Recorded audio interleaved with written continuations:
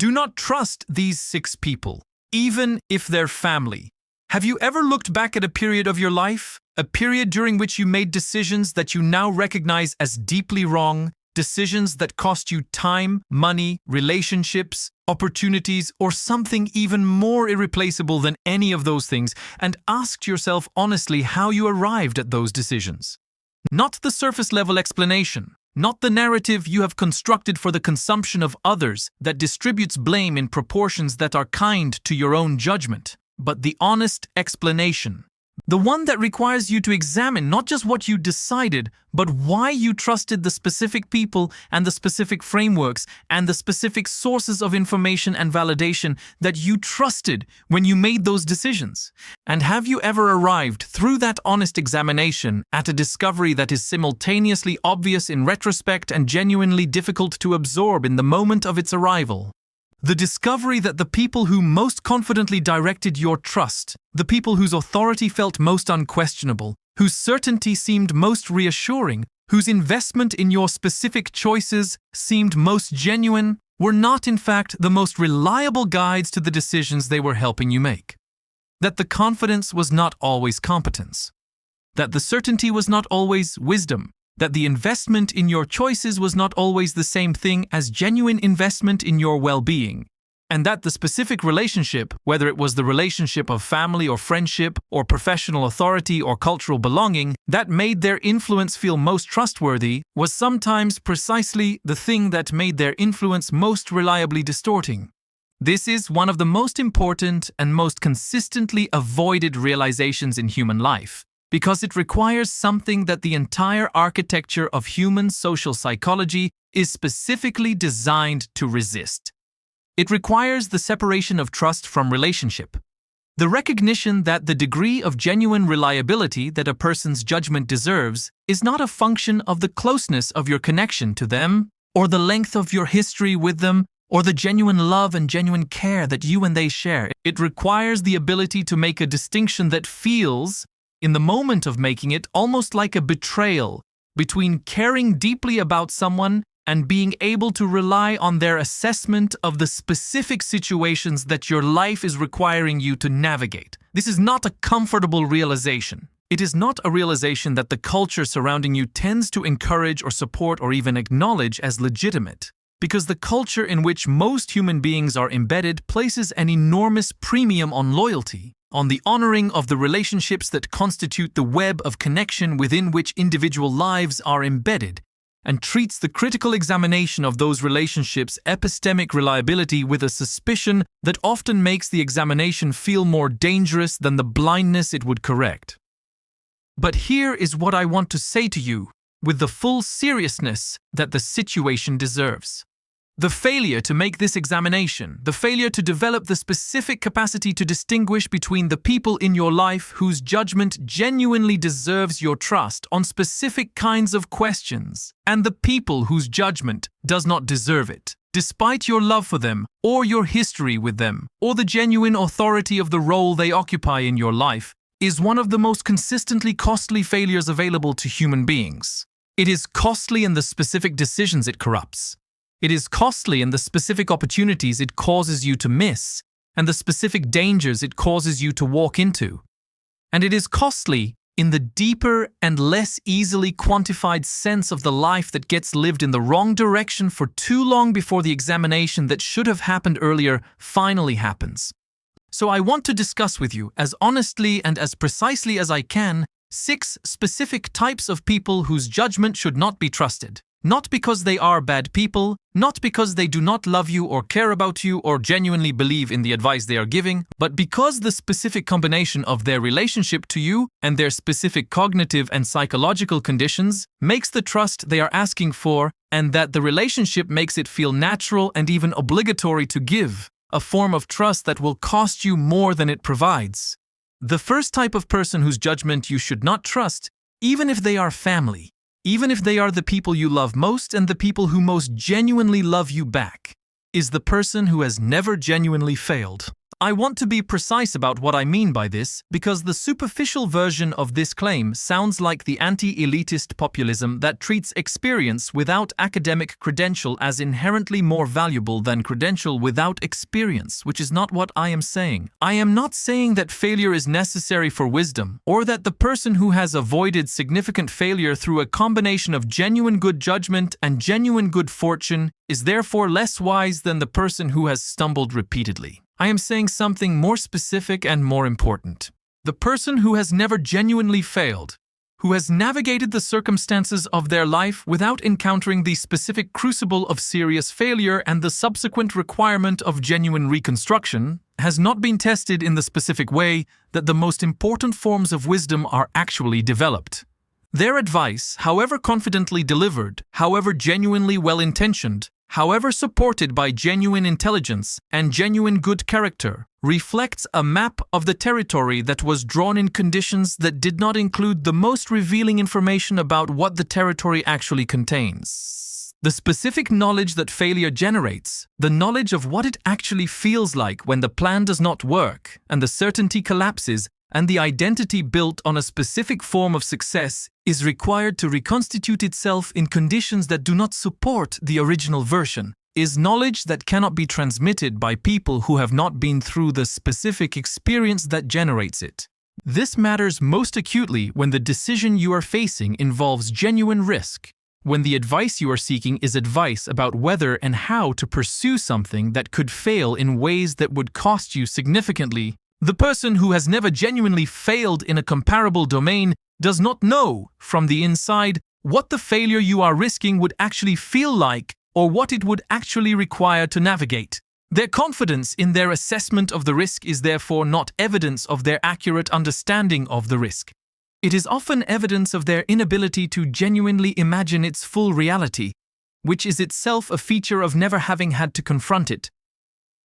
The second type of person whose judgment you should not trust is the person who is too personally invested in the outcome of your decision to be genuinely objective about it. This is perhaps the most difficult of the 6 types to identify and to act on, because the personal investment that makes someone's judgment unreliable is often indistinguishable from the outside and sometimes from the inside, from the genuine care and genuine concern that makes their involvement in your decision-making feel valuable and appropriate. The parent who wants you to take the safe, established career path rather than the risky entrepreneurial one is not giving you advice that reflects an accurate assessment of your specific situation, your specific capacities, your specific opportunities, and the specific risks and benefits of the specific choice before you. They are giving you advice that reflects their specific anxiety about your well-being, filtered through their specific experience of what security and stability have meant in their own life,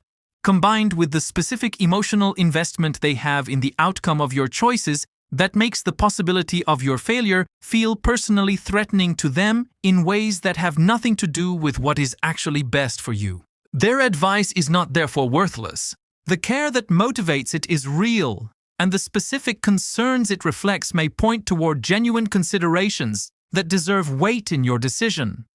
But it is not reliable as an objective assessment of your situation, because it is not an objective assessment of your situation. It is an expression of their specific emotional investment in your choices filtered through their specific frameworks and their specific fears, and their specific understanding of what matters, which is related to, but not identical with what actually matters, for the specific decision you are actually facing.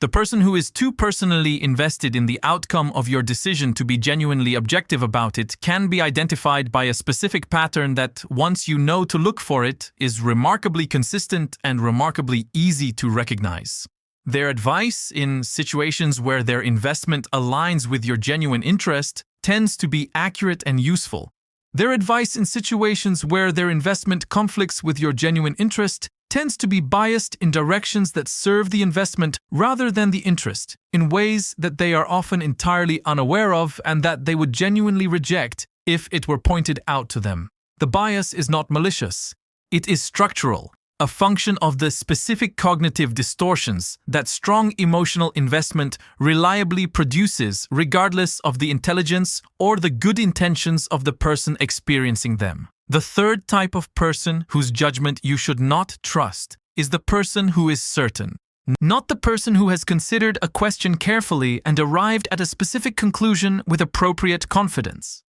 The person who is certain in the specific way that reflects not the thoroughness of their engagement with the question, but the specific psychological need for certainty that makes genuine engagement with genuine complexity genuinely uncomfortable for them. This type is among the most dangerous sources of unreliable advice, precisely because the certainty that makes their judgment unreliable is exactly what makes them feel like the most reliable advisors available. In a world of genuine complexity and genuine uncertainty, the person who seems to have clear, definite, confident answers is extraordinarily appealing. They reduce the specific cognitive and emotional discomfort of navigating uncertain situations in ways that feel like genuine guidance, even when they are actually genuine illusion. And the fact that their certainty is not produced by superior understanding of the situation, but by inferior tolerance for the uncertainty that genuine understanding of the situation would require, is not visible from the outside, because certainty and genuine confidence look the same on the surface, even though they emerge from entirely different relationships with the actual complexity of the situation being assessed. The person who is certain when certainty is not warranted is not deliberately misleading you. They genuinely believe what they are telling you. But they believe it not because the evidence is more clear than you have recognized, but because they have a specific psychological need to believe it, that their cognitive system has been quietly serving by filtering and interpreting and emphasizing and dismissing the relevant evidence in ways that produce the comfortable conclusion rather than the accurate one. Learning to distinguish between genuine confidence, which is calibrated to the actual strength of the evidence and which therefore tends to be more hedged and more qualified than it immediately appears, and the false certainty that is produced by psychological need rather than evidential warrant, is one of the most practically important cognitive skills available for navigating the decisions of adult life. And the difficulty of making this distinction, particularly in relationships where the person expressing certainty is someone you love and respect and are accustomed to deferring to, is precisely why it deserves explicit attention and explicit practice. The fourth type of person whose judgment you should not trust is the person who tells you what you want to hear. This sounds so obvious as a principle that it hardly seems worth stating, and yet the failure to actually apply it is among the most consistent sources of corrupted decision-making in human life. Because the specific experience of being told what you want to hear is specifically designed by the dynamics of social interaction to feel like genuine support and genuine validation rather than like the distortion of reality that it actually is. The specific danger of the person who tells you what you want to hear is not that their positive assessments are always wrong. Sometimes what you want to hear happens to be true,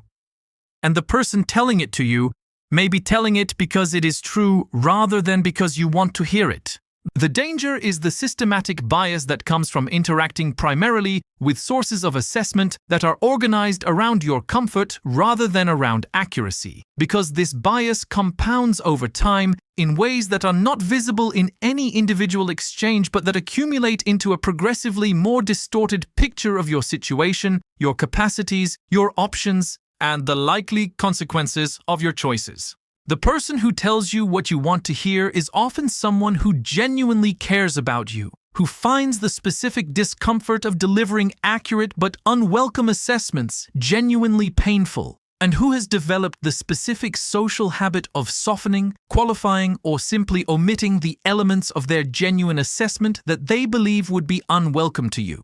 Their care is real,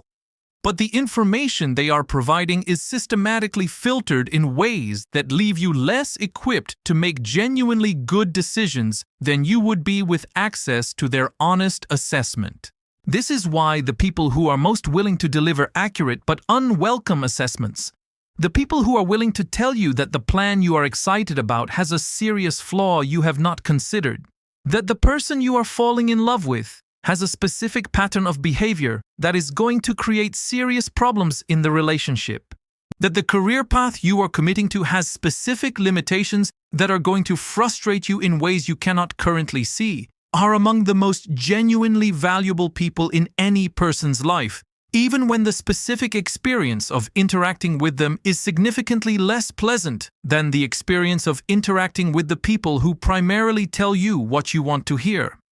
The fifth type of person whose judgment you should not trust is the person who has not updated their understanding in response to genuinely new evidence or genuinely new conditions. This is the type that is perhaps most relevant to the specific conditions of the 21st century because the pace of genuine change in the most consequential domains of human life, technological and economic and social and ecological, is producing a growing gap between the understanding of people who are actively engaging with current evidence and current conditions and the understanding of people who are operating from frameworks that were adequate to the conditions of a decade or 2 decades or 3 decades ago, but that have not been updated in response to the genuinely different conditions that have developed since. This type is particularly common among the people who are most likely to be consulted as experienced advisors. People who have genuine experience and genuine wisdom about the conditions that prevailed during the periods of their own most active engagement with the relevant domains, but who have not maintained the specific ongoing engagement with current developments that would allow them to recognize the ways in which their hard-won experience and hard-won wisdom no longer maps accurately onto the conditions their advisees are actually facing. The parent who built their career in a world before artificial intelligence began reshaping the labor market may have genuinely valuable wisdom about the human dimensions of professional life, about the importance of relationship and integrity and resilience and the ability to navigate difficulty. But their specific advice about which careers are stable and which are risky and what kind of professional investment is most likely to produce the specific outcomes their child is hoping for is advice that was calibrated to conditions that no longer fully apply, and treating it as though it is as reliable a guide to the current labor market as it was to the labor market of 30 years ago is a mistake that the genuine wisdom embedded in other parts of their experience cannot adequately compensate for. The sixth type of person whose judgment you should not trust, and the one that requires the most care and the most nuance in its presentation because it is the most easily misread as a counsel of self-reliance that excludes the legitimate contributions of expertise, is the person whose expertise is in a domain that is genuinely different from the domain in which you are seeking their guidance.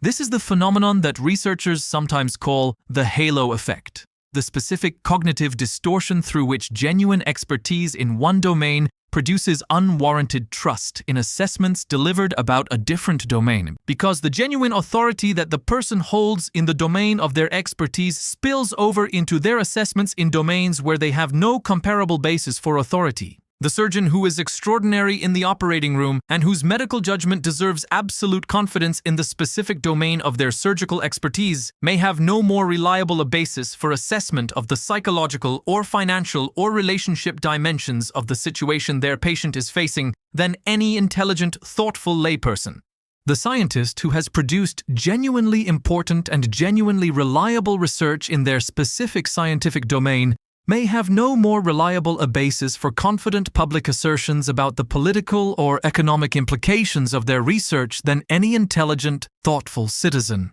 The entrepreneur who has built a successful business in one specific sector may have no more reliable a basis for confident assessments about the viability of businesses in entirely different sectors than any intelligent, thoughtful analyst. In each of these cases, the specific expertise is real, and the genuine confidence that it warrants in its proper domain is justified. The distortion comes from the cognitive tendency, both in the expert themselves and in the people interacting with them, to extend the authority of the expertise beyond the domain in which it is actually grounded. And the people who are most susceptible to this extension are precisely the people whose expertise is most genuine and most impressive in its proper domain, because it is precisely the reality of their authority in that domain that creates the most compelling social pressure to defer to their authority in domains where they have no comparable basis for it. Now, having described these 6 types of people whose judgment should not be trusted,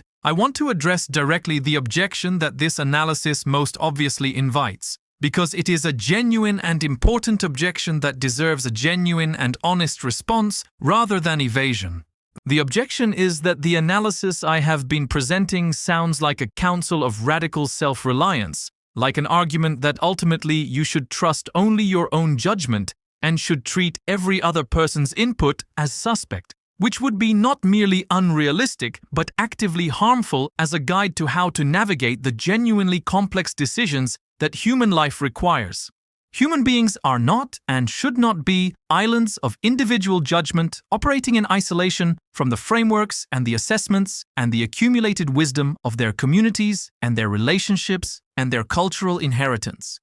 The very notion of individual judgment as the ultimate authority in the face of all the specific cognitive biases and limitations and distortions that individual human judgment is demonstrably subject to is itself one of the more dangerous illusions available to people who mistake the absence of deference to others for the presence of genuine wisdom. This objection is right, and I want to acknowledge it fully before explaining why it does not, in the end, undermine the analysis we have been developing. The analysis is not an argument for radical self-reliance. It is an argument for discriminating trust, for the specific and difficult cognitive and social skill of calibrating the degree of trust you extend to different people's assessments of different kinds of questions in ways that reflect the actual reliability of those assessments rather than the social and emotional pressures that the relationships involved tend to generate. Discriminating trust is not the same as distrust. It is not the suspicious withholding of the genuine reliance on others that any honest examination of the limits of individual human judgment reveals to be genuinely necessary. It is the specific skill of being able to identify which people's assessments of which kinds of questions are most likely to be reliably useful, and of calibrating your reliance on those assessments accordingly, rather than either deferring globally to whatever the most socially authoritative people in your life happen to believe, or rejecting the input of others in favor of the kind of solipsistic self-reliance that the individual human mind's limitations make genuinely dangerous. The cultivation of this skill requires several specific capacities that are not automatically developed through ordinary social experience and that in fact require deliberate cultivation against the grain of the social pressures that ordinary experience tends to produce. The first is what I want to call domain specificity, the capacity to evaluate someone's reliability in the specific domain of the specific question being assessed, rather than in general terms that conflate their overall intelligence or character or authority with their specific competence in the relevant area. The second is the capacity for what might be called emotional separation, the ability to maintain the genuine love and genuine care and genuine relational investment in a specific person while simultaneously making an honest assessment of the specific reliability of their judgment about a specific kind of question. These two things are not the same, and the failure to distinguish between them is the source of much of the most costly confusion between the quality of a relationship and the quality of the epistemic reliability of the people in it. The third capacity is what I want to call tracking, the specific practice of actually observing over time the correlation between a specific person's confident assessments in specific domains and the actual accuracy of those assessments as revealed by subsequent events. This sounds like an obvious and naturally occurring process, but it is in fact one that requires deliberate attention because the cognitive biases that human beings bring to the retrospective evaluation of past assessments systematically distort the tracking process in ways that protect the authority of trusted sources even when the evidence of their assessments' failures is genuinely available. The people whose assessments have been consistently wrong about the specific kinds of questions they are most confident about are almost universally experienced by the people who care about them as less reliably wrong than the actual track record of their assessments would support. Because the specific combination of love and loyalty and the cognitive ease of maintaining existing trust relationships over the cognitive difficulty of genuinely revising them produces a systematic bias toward overcrediting past advisors whose track records do not actually warrant the credit they receive. The fourth capacity is perhaps the most practically important, and it is the capacity for what I want to call honest disagreement. The specific ability to interact with a person whose assessment you have arrived at an honest judgment does not deserve the trust it is being extended to you with, in a way that neither pretends to share the trust you do not share, nor damages the relationship in ways that are disproportionate to the actual stakes of the specific assessment being made.